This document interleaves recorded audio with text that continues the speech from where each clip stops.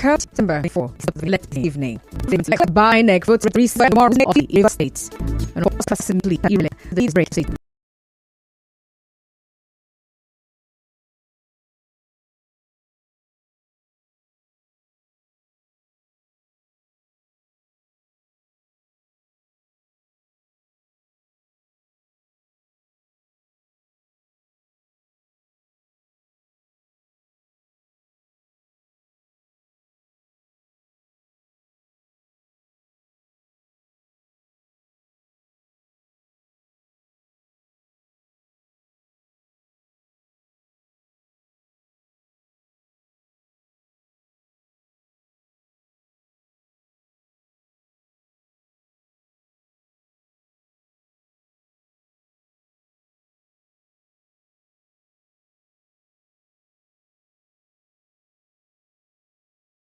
And now the news in details.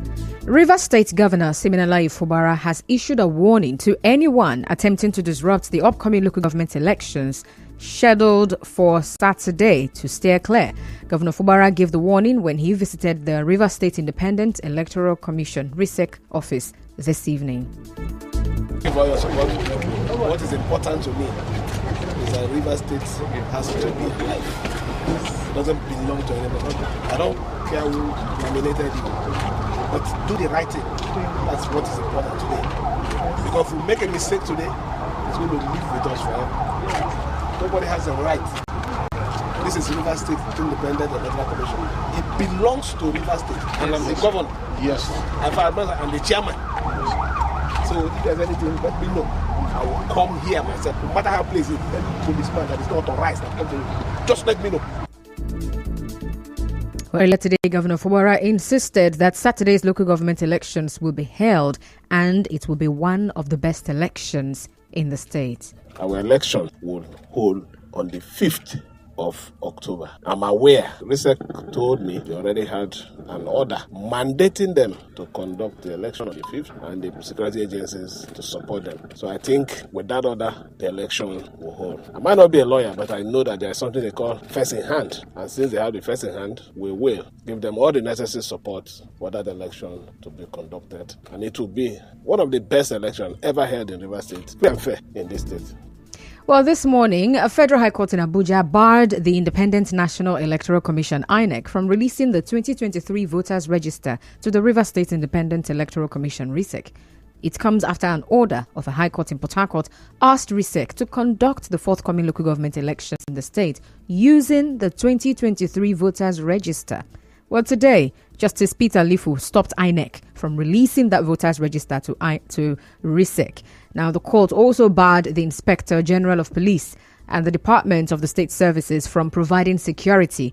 The suit was brought by the APC. Justice Lifu held that RISEC was wrong in fixing October 5 as the date for the conduct of the polls into the 23 local government areas when all relevant laws guiding the election had not been complied with. While reacting to this, a Port Harcourt-based constitutional lawyer, Innocent Ekwe, says the judgment of the Federal High Court, Abuja, stopping INEC from releasing the 2023 voters register to RISEC is not enforceable. Dr. Ekwe, while speaking on the implications, said one of the major reasons the APC approached the court has already been overtaken by events, where he said the court cannot stop or give orders for an action that has been completed before the case started.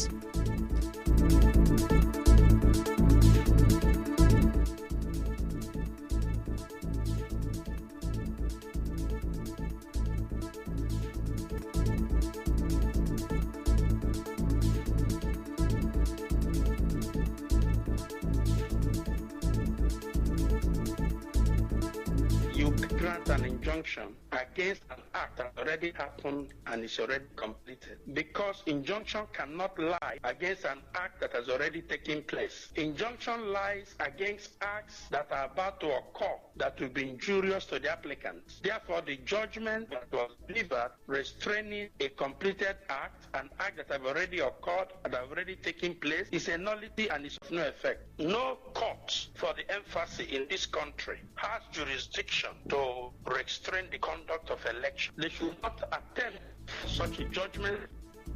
Dr. Ekwe advised RISEC to go ahead with the election and also explained that the police cannot enforce the judgment because the court that delivered it does not have jurisdiction.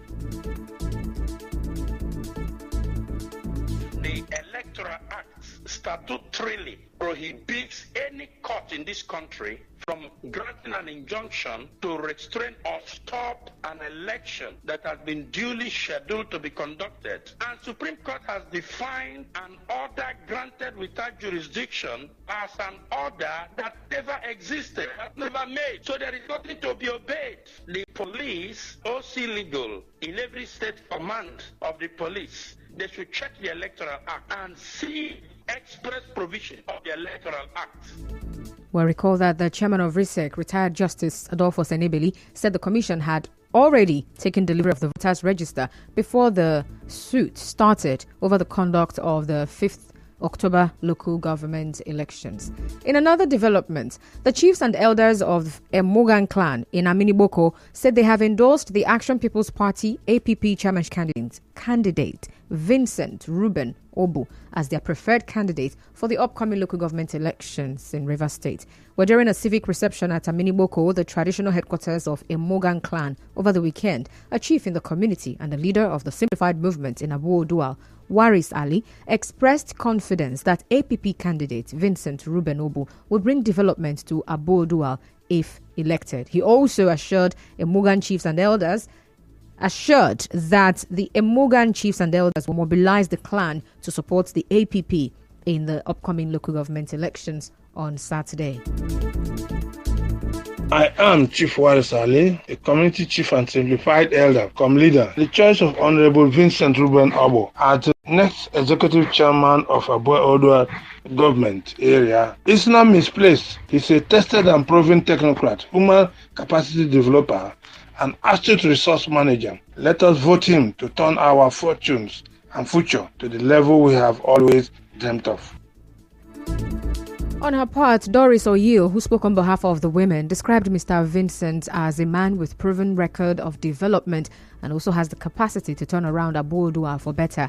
In his response, the APP chairmanship candidate, Vincent Ruben Obu, reassured his kinsmen that he would not let them down. He promised that if elected, he would ensure that the chiefs and elders are included in his administration. Graciously thank the good people of Emogan clan for the massive mobilization just to receive me, Honorable Ruben Vincent Obu, the APP candidate, and the two councillors of Emogan. He who much is given, much is expected, and therefore, as you people have promised us, that come 5th October 2024, you people will massively vote us into power. So also we are going to reciprocate programs that have to do on women capital development.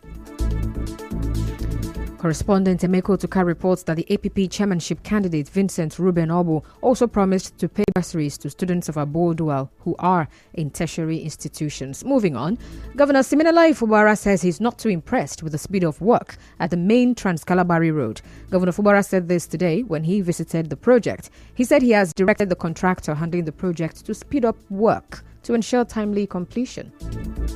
If you remember, when we came to flag off this project, it's a project that will connect the Tombia people to the city. So we just came for inspection to see what is the progress of the job. I can say I'm not too impressed, but considering the terrain, it's not a normal strong land where you just go clean the earth and just lay your asphalt. But I've told them I need more speed because this project is a very important project to me. As a matter of fact, I see it as one of my legacy projects. It's important that I achieve it before we complete our tenure. The correspondent Onyeka Chinwosu reports that the contract for the main Trans-Calabari Road was awarded at the cost of 225 billion naira in May, with 30% of the money already paid.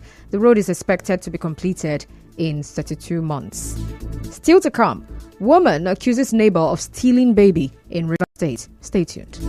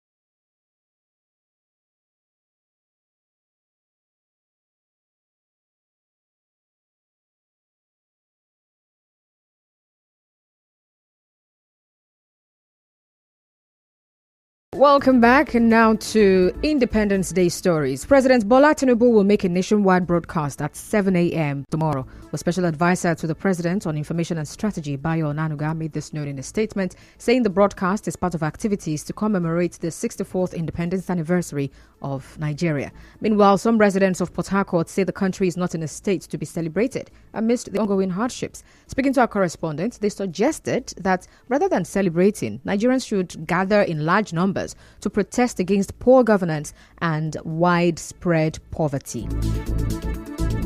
The hardship is much. For someone now to afford a square meat is very difficult. I don't really know whether this government we have now, whether it's government of the people or it's government of themselves, in the sense that we cannot afford fuel now. We cannot afford food. So what are we celebrating? This 1st of October independence celebration, we are just celebrating poverty. That is not our problem. Our problem is things is going up. They should bring the price of fuel so that things will go down. The way the country is, we are angry, so nobody is going to celebrate. I will come out to do the protest. Let them bring the price on things. And people are dying of hunger. The president should hear us. Things are very expensive. If you go ahead to celebrate this independence, it means we are celebrating poverty.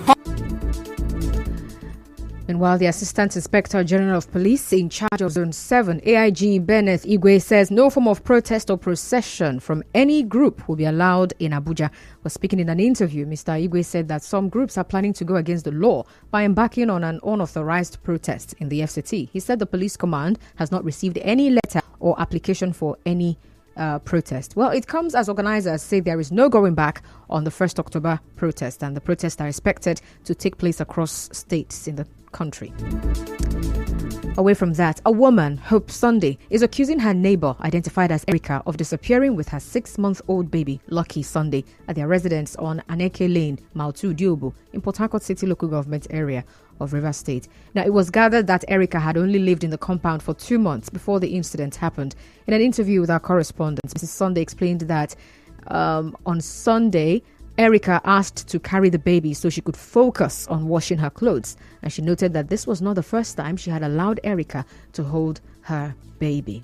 I won't wash. She said, let me help you now so I can spray the clothes. Then I give my baby. Because why I give her my baby, she would like to carry my baby always. I start to pursue my children, try once them to enter inside to go and lie down and sleep. She sit on the chair and I see. No be say I go far and you no go far. Before I pursue my children to come out, I didn't see her again. Now, Mrs. Sunday also said that Erica told another neighbor she was going to charge her phone at a nearby business center before she left with the baby. Our correspondent reports that the case has been reported to the Azikiwe Police Division in Ilabuchi Mautu Diobu, Port Harcourt, and the Rivers State Police Command is yet to speak on this.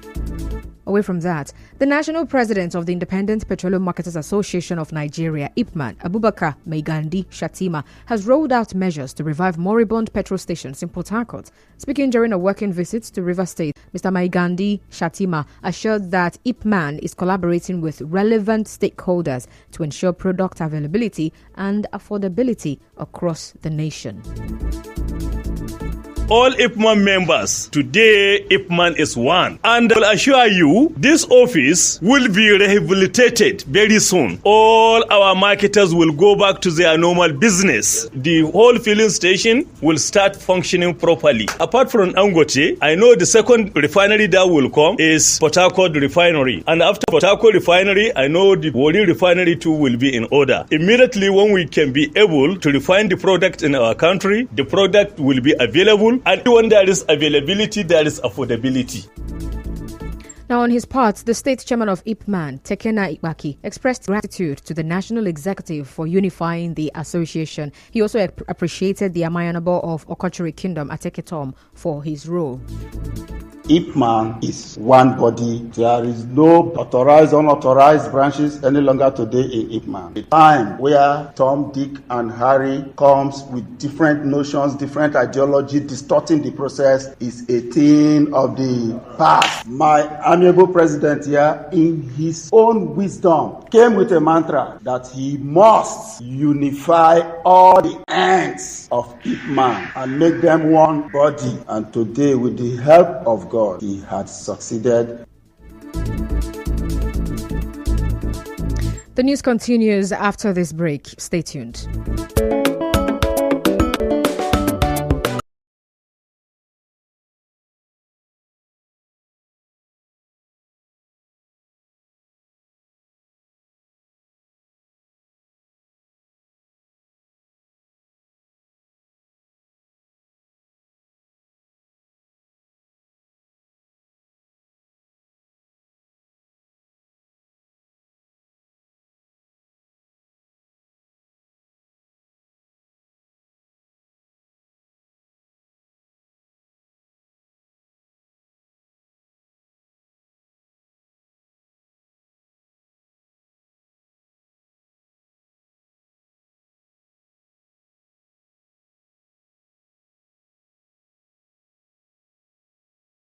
Onga Seasoning Cube have won cash prizes in this week's promo raffle draw, ranging from 1 million naira, 500,000 naira, 100,000 naira, 50,000 naira to 10,000 naira. They also won other consolation prizes such as blenders and cookers in the ongoing Onga Taste the Million promo and Onga Cube 10th year anniversary. Marketing Director of Promasidor Nigeria, Adebola Williams, stated this at this week's raffle draw held at the Promasidor corporate head office in Lagos. Now, Mrs. Williams said over 37.5 million have been disbursed to winners so far. She maintains that winners cut across all the regions of the country, which is a testament of the far reach of the Onga product. Now, two of the winners, Akban from Akwa Ibom, who won 1 million naira, and Zadiat from Yola, who won 500,000 naira, expressed their joy and thanked Onga for their kind gesture. Our correspondent reports that the event was well attended by regulatory bodies, including the Federal Competition and Consumer Protection Council and the Nigerian Lottery Regulatory Council. Do stay tuned. The news continues after this.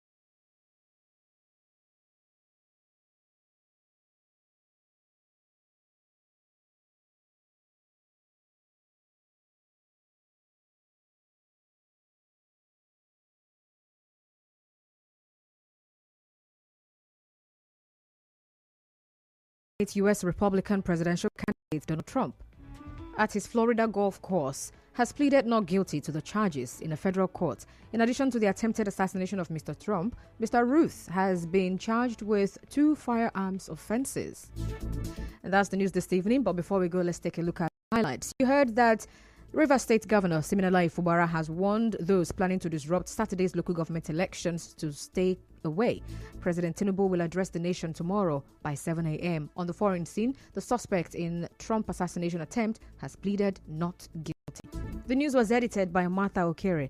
And to reach the news team, send an SMS or WhatsApp to 0808 721 7215. I am Constance Irele Mega. Thank you so much for listening. Good evening.